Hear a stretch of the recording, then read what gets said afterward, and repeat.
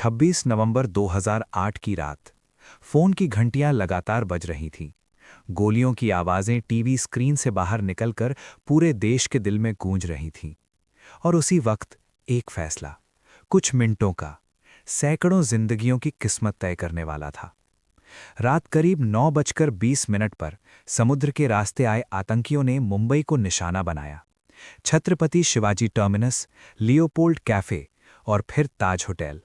हर जगह अफरा तफरी, चीखें और खून। लोकल पुलिस और मरीन कमांडो तुरंत हरकत में आए। लेकिन जल्द ही साफ हो गया, ये साधारण हमला नहीं था। दिल्ली में बैठे अधिकारियों के पास एक इंटरसेप्टेड कॉल पहुंची। आतंकियों की आवाज साफ थी। वे निर्देश ले रहे थे, बंधकों की जानकारी दे रहे थे और हमले को लंबा खींचने की योजना बना रहे थे। इसका मतलब था कि समय ही सबसे बड़ा हथियार था और हर मिनट की देरी खतरे को बढ़ा रही थी। अब नजरें टिक गई थीं देश की सबसे एलीट फोर्स पर, national security guard. Black cat commando तैयार थे, पर समस्या मैदान में नहीं, आदेशों की श्रृंखला में थी। किसे अंतिम अनुमति देनी है? एयरलिफ्ट कहां से होगा? कौन समन्वय करेगा? गृह मंत्रालय, राज्य सरकार या स्थानीय कमांड? इन सवालों के जवाब आते आते कीमती समय फिसलता गया।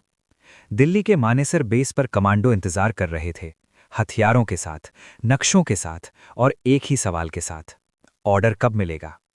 आखिरकार देर रात विमान तैयार हुआ, लेकिन तब तक मुंबई में हालात और बिगड़ चुके थे।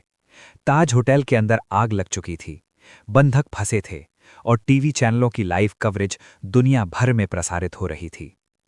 उसी दौरान एक और इंटरसेप्टेड कॉल ने स्थिति की गंभीरता बढ़ा दी।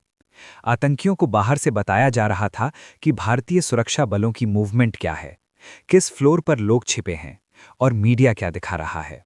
इसका मतलब था दुश्मन सिर्फ बंदूक से नहीं, जानकारी से लड़ रहा था।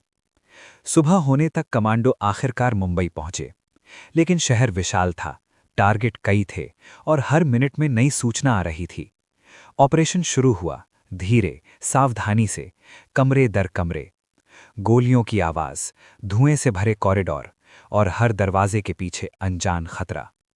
48 घंटे से ज्यादा चला ये संघर्ष। कई बंधकों को बचाया गया, लेकिन कई जानें जा चुकी थीं। नागरिक, पुलिसकर्मी, होटल स्टाफ और बहादुर अधिकारी। बाद में सवाल उठे, क्या अगर कमांड चेन साफ होती? क्या अगर डिप्लॉयमेंट तेज होता? क्या कुछ जिंदगियां बच सकती थीं?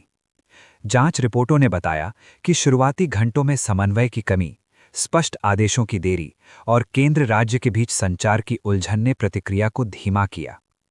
इसके बाद भारत ने अपनी सुरक्षा संरचना में बड़े बदलाव किए। क्विक रिस्पॉन्स टीम्स, बेहतर कोऑर्डिनेशन और बड़े शहरों में एनएसजी हब। लेकिन उस रात की तस्वीरें आज भी याद दिलाती हैं। जलता हुआ ताज, डरे हुए चेहरे और टीवी पर टकटकी लगाए पूरा देश। कभी कभी इतिहास गोलियों से नहीं, मिनटों की देरी से लिखा जाता है। और 26/11 की रात ने साबित कर दिया कि आतंक से लड़ाई में सिर्फ बहादुरी नहीं, सही समय पर लिया गया फैसला ही असली जीत तय करता है।